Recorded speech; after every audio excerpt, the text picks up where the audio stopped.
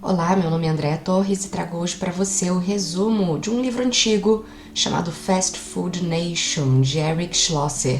O livro foi publicado em 2001 e transformado em filme em 2006, mas ainda é bem contemporâneo. E fala da implicação do consumo de alimentos ultraprocessados prontos do tipo fast food, ou simplesmente comida rápida. Todo mundo já comeu em cadeias de fast food uma vez na vida, e crianças bem pequenininhas conseguem identificar, por exemplo, o M do McDonald's de longe, mesmo crianças que não estão alfabetizadas. Por que isso aconteceu? Por que essa penetração toda no mercado? Bom, o autor começa lá no início nos Estados Unidos, na década de 1950, quando no sul da Califórnia começaram a surgir restaurantes do tipo drive-in, muito associados também aos cinemas ao ar livre. Isso aconteceu porque os americanos começaram a morar longe das cidades, em subúrbios, e como não existia transporte público, precisavam se deslocar de carro. Então a indústria automobilística começou a se fortalecer. Os adolescentes passaram também a andar de carro, já que nos Estados Unidos é possível dirigir a partir dos 16 anos, e começavam a se encontrar nesses locais, que vendiam comida rápida, com foco na eficiência. Esses restaurantes vendiam comidas simples, empacotadas, bebidas também simples que já vinham engarrafadas, não usavam pratos e talheres para reduzir o custo com água, com mão de obra, então tudo já vinha empacotado, geralmente em papel. E o mais importante é que essas cadeias de fast food começaram a reduzir o preço do preparo e também o tempo do preparo, adotando princípios da produção em linha das indústrias. Então, cada empregado do restaurante ou da lanchonete do tipo fast food fazia simplesmente uma tarefa bem simples, como virar os hambúrgueres, como colocar o molho da salada. E isso acabou atraindo muitos adolescentes, muitos jovens que passavam ali muito tempo com seus amigos. E quando o McDonald's surgiu, eles tiveram uma sacada. Vamos começar a atrair não só os adolescentes, mas também as famílias. Para isso, eles começaram a fazer o marketing deles todo voltado para as crianças. Então, o McDonald's tem cores bem chamativas, tem parquinhos para as crianças, bonecos que cantam, brinquedos dentro dos lanches. E como no mundo inteiro, desde 1980, os pais trabalham cada vez mais, passam cada vez mais tempo no trânsito, as mães também trabalham fora. Ou seja, como os pais passam pouquíssimo tempo com os filhos, eles compensam fazendo o que os filhos querem. E essa audiência de crianças consegue pressionar bastante os adultos.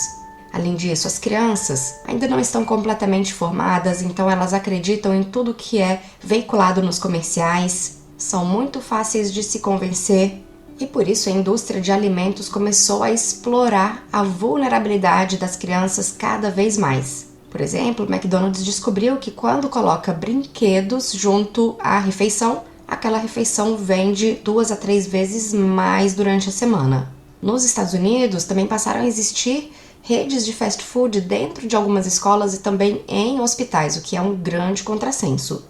Agora, além de explorar as crianças, como é que as redes de fast food exploram também os trabalhadores? Parece bem atrativo trabalhar nesses lugares. Você não precisa ter conhecimento prévio, não precisa ter treinamento prévio, não precisa ter faculdade, a atmosfera é amigável, você ganha comida de graça, porém, também pagam muito pouco, o que gera uma taxa de renovação de empregados muito alta. Em geral, cada trabalhador de uma rede de fast food abandona o trabalho ou é demitido entre 3 e 4 meses.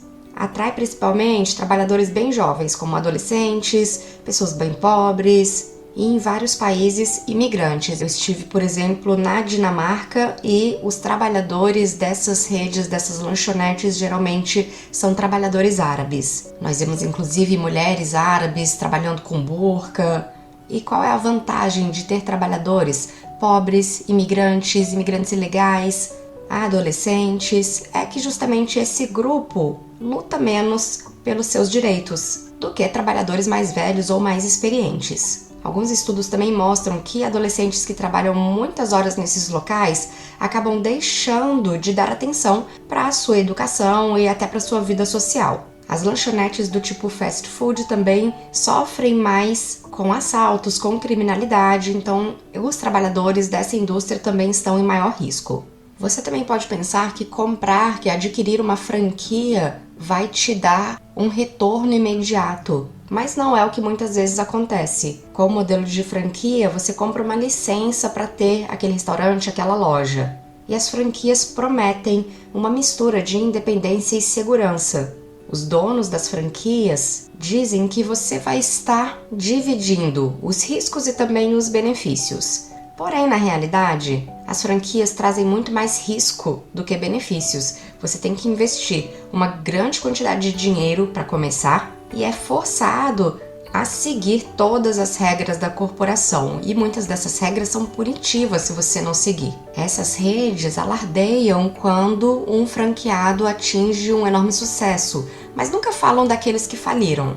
Então o franqueado é dono de um serviço na prática, mas na verdade ele tem que obedecer todas as ordens como se fosse um empregado qualquer. Não são cobertos por leis de proteção às empresas normais e apesar de terem que comprar os itens que essas corporações indicam, eles não são protegidos por leis dos consumidores. Precisam obedecer às ordens das corporações, mas também não são cobertos por leis de empregados, por leis de trabalhadores.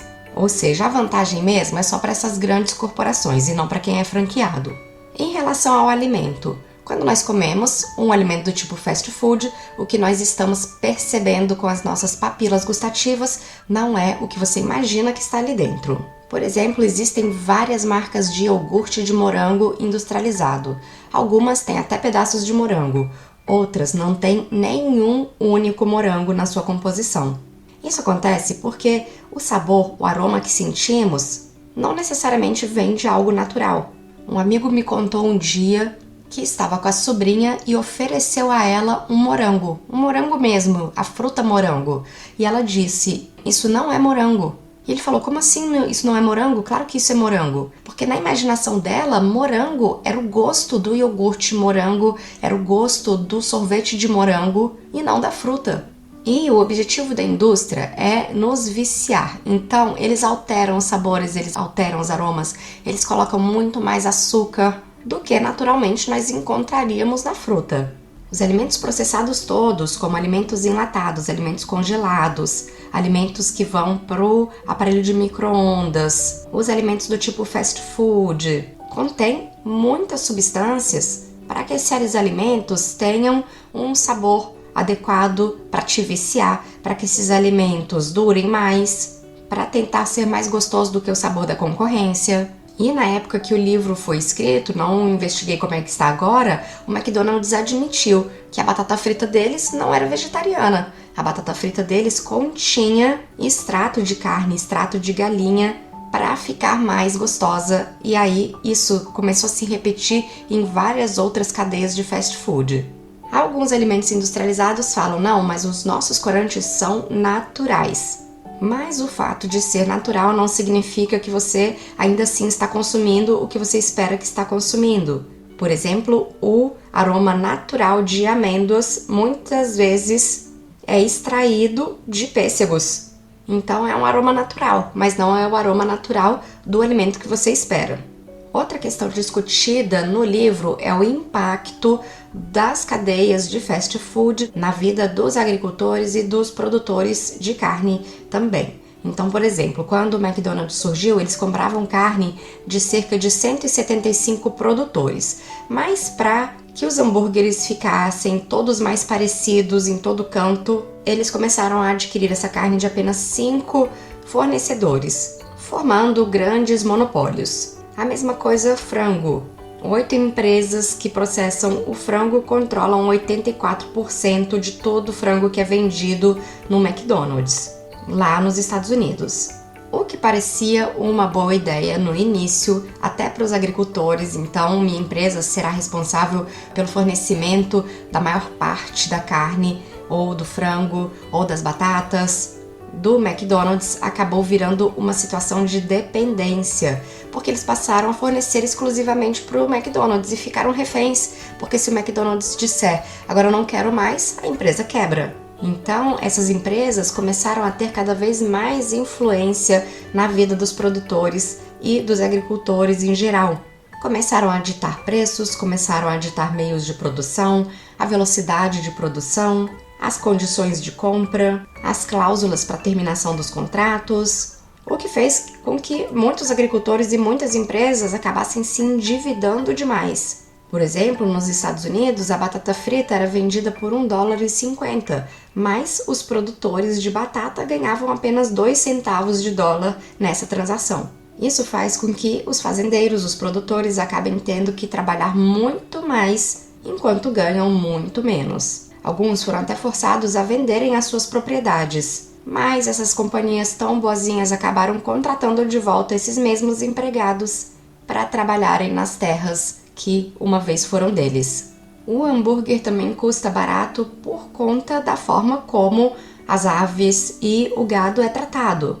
E não só isso, como as pessoas que trabalham nessa indústria também são tratadas. Quando você começa a ter uma linha de produção, por exemplo, de frangos, como acontece em outras indústrias, você diminui a necessidade de treinamento, a indústria consegue contratar funcionários bem baratos, que não vão ter seguro de saúde. E geralmente essas indústrias ficam longe das cidades, porque aí também não tem que lidar com os sindicatos. Tratar com gado é ainda mais difícil, porque uma vaca é muito grande e uma vaca não tem exatamente o tamanho da outra vaca.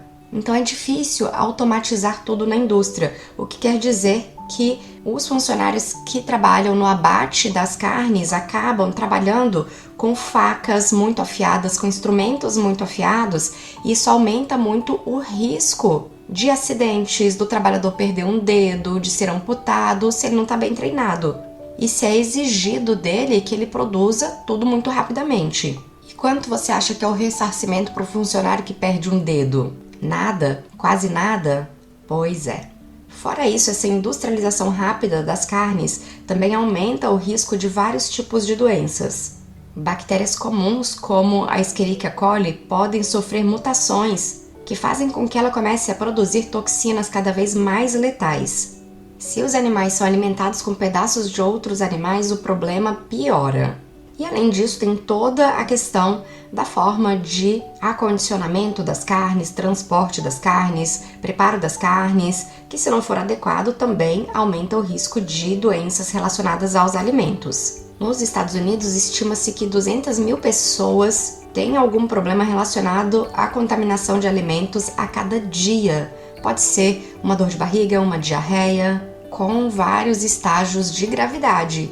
E essas toxinfecções, claro, podem até levar à morte. Mesmo com todos esses problemas, as cadeias de fast food chegaram no mundo inteiro, literalmente no mundo inteiro. E como? Bom, essas cadeias foram muito espertas. O McDonald's ele foi a primeira indústria a entrar em vários países assim que esses países ficaram com o mercado mais aberto para investimentos externos.